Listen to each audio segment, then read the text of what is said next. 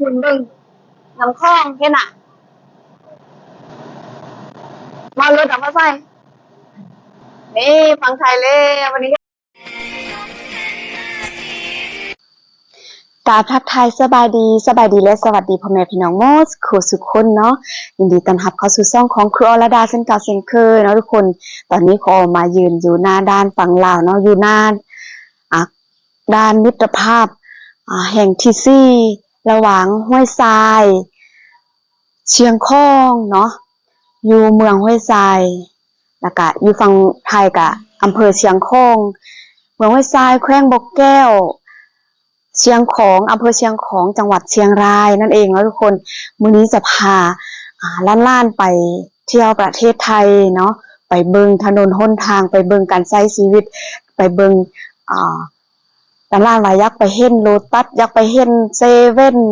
เนาะจะพาล้านๆไปเบิงเซเว่นฝากทุกคนกดติดตามกดกระดิ่งแจ้งเตือนนะง้อให้ขอได้เพื่อจะบ่ได้พลาดคลิปต่อไปเนาะ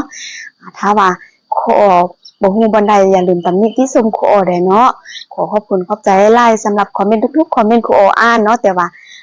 ครูอยังบ่ทันตอบก็ขอโทษขออภัยเฮาไปชมกันเลยเนาะฮอดด่านเลยดีใจบ่ดีใจสบายดีเลย สบายดีอยากแนะนำตัวหน่อยน้องชื่อฟ้าไซเดอร์หลานซื้อลิงลิงลิงเด้อเขาจะไปอย่างลิงว่าบ้างไปเที่ยวไทยเที่ยวฟังไทยไปกินเคฟซีพร้อมแล้วปะพร้อมไปกันเลยกว่าจะได้ไปพุ่นนางตื่นแต่เช้ามาทาปลาเพิ่นนี้จะบ่ได้ใส่พาสปอร์ตเพราะว่าเอาเด็กๆมานำต้องใส่ใบผ่านแดนเพราะมาลิงมาเมื่อวานนี้แม่บ่มานำแล้วปืนสมโนครัวก็บ่ได้เอามานำเนาะลิงเนาะ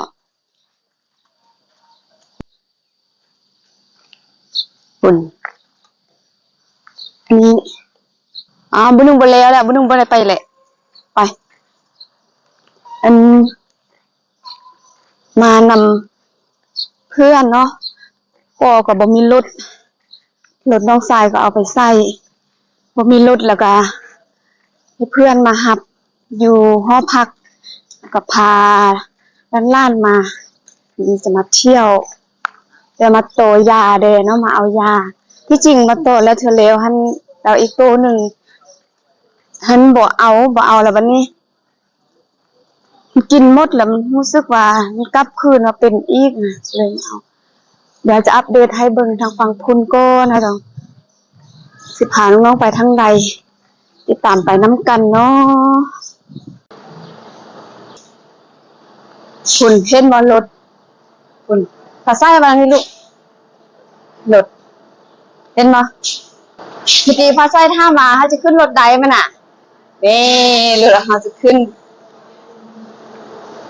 นั่งท่าก่อนยังบ่ได้ถ่ายรูป2คนยังบ่ได้ถ่ายรูปคือเก่าถ่ายรูป2คนนี้บ่ให้เอารูปมาบ่ได้เอามาบ่มีรูปเพื่อต้องเอาไปถ่ายรูปก่อนยืนดีๆลูก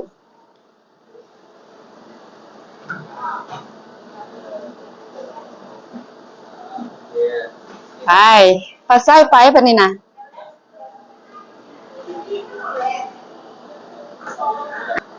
ลิงไปยังงั้นป่าอย่าฟ้าวได้เขายังไม่ได้ซื้อตัวรถซื้อปีรถก่อน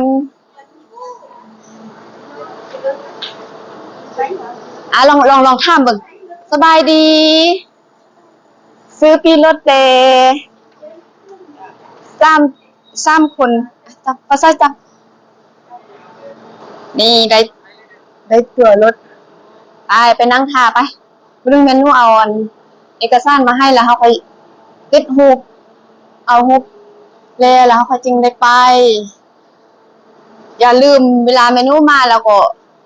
ลืมขอบใจเด้อบ่ต้องลืมผลมาแล้ว ฮะเอ้าอันนี้นี่บัวค่ำ รถไฟออกแล้วครับพี่ไปขึ้นรถก่อน อ๋อรถตัวนั้นติ นี่เรียวแล้วพี่ นั่นแหละ ไป เอาเงิน นั่นไป เงิน คิดแล้วก็ คู่ละ50,000ยังใบ ที่เดียวไป ไปขอถาคุณเข้าใจเดี๋ยวนู้นเด้อตอนแรงสิกลับบ้านจักโมงเซตหาแล้วเนอะฮอดแล้วด้านฟังไทย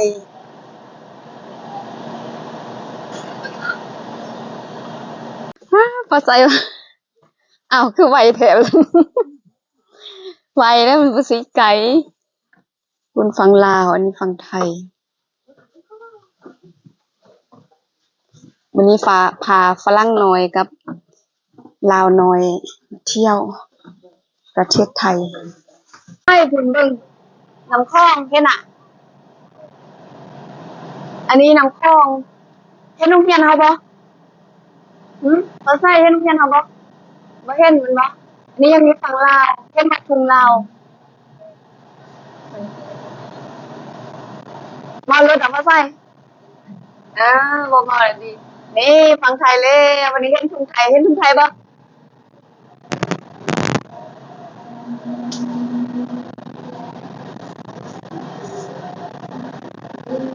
ฮอดแล้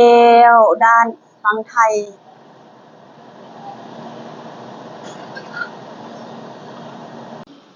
เฮาเอาใบตัวนี้มาเฮาต้องได้ไปต่อคิวอยู่พุ่นแต่ถ้าว่า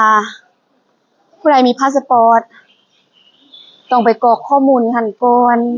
หรือว่ากรอกก่อน3 วันก็ได้กรอกก่อน3 วันเอาคิวเข้าไปในก่อน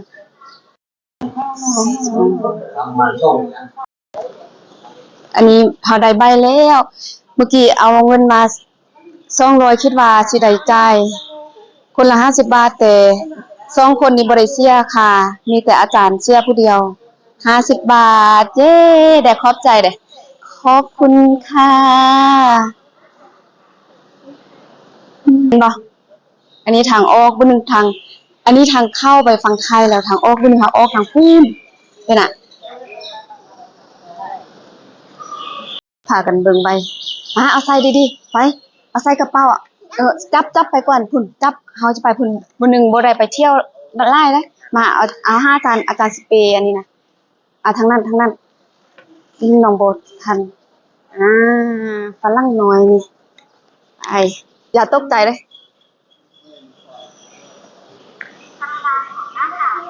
นี่ กรุณาถอดหน้ากากค่ะนี่ยังจื้อบอกคุณไปเย้สิไรขึ้นรถได้ยาเฝ้าซื้อตั๋วรถก่อนต่อคิวก่อนต่อคิว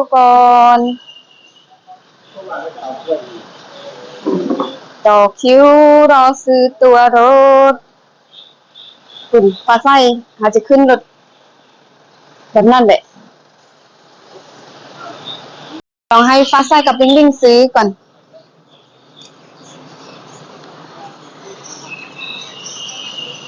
ซื้อตั๋วค่ะ3 คนใช่ค่ะไปไหนคะ ไปเชียงของไปกลับค่ะใช่ค่ะ คิด2 ตั๋วน่ะไม่คิด2 คนนี่คิดตั๋วหนึ่ง คิดตัวหนึ่งค่ะแสดงว่าเป็น2 คน240ครบค่ะแสดงว่าคุณยังไม่คิดขอบคุณด้วยลูกคนนี่คิดเป็น1 คน คิดเป็น1 คนโอเคจับก่อนอาจารย์ให้ไปขึ้นรถนี่หน่อแม่น่ะไปเขาสิลงไส้เป็น1งงอยู่ขึ้นเลยมีบ่นั่งบ่ลูกพุ่นเขายับพุ่นก็ได้ยับ10 เทื่อได้10 คน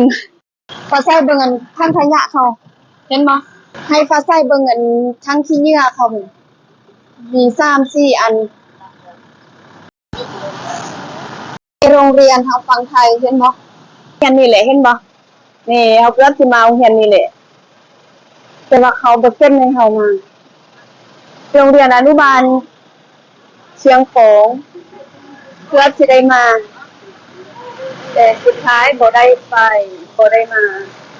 นี่พอดีเฮามามื้อนี้วันศุกร์เนาะขอบเขาเรียนเพิ่นมื้อนี้เขาออกให้งานนักเรียนคุณภาพบ่ได้เรียนแล้วมีเขาออกให้งานเพื่อจะเตรียมการซบเส้นพอเลยมาเอายาแล้วพาน้องๆมาพอดีมาเจ็บตลาดวันศุกร์ไปไปตลาดกัน คุณเกิบ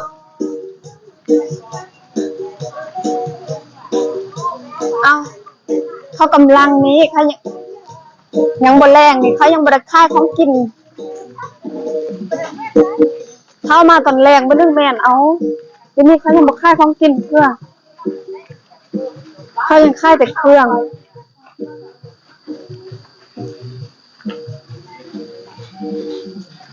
ไอ้โห ฮะ ไอ้โหเราปฏิเสธอ่ะ ไม่ยังฮะ มันไม่เกลือ โอ้แต่กลางไอ้นายก็อันขึ้นยิ่งเฮ็ดอะไรก็อยากได้บ่ได้เด้อยิ่งเด้องบกินแต่ KFC เด้อได้ยินบ่ตัวละ100ไป เอาไปเบิ้งชุดนักเรียนก่อน ไปเบิ่งชุดนักเรียนก่อนเบิ่งละลาเด้อลูกเด้องามบ่ชุดนักเรียนไทยแต่ถ้าวันลาวเฮากันสิใส่ได้แต่เสื้อเพราะว่าอยู่บ้านเฮายังบ่ได้ใส่กระโปรงแบบนี้ อันนี้ติวด องุ่นตัว นี่เด็กกระเปือน อ๋อถ้าเด็กป .1 ป .2 ใส่ใดเนาะองุ่นลูกครึ่งลาวไทยคุณอันใดก็จีเอางามอ่ะตัวอะไรอันใดก็งามหมดแหละ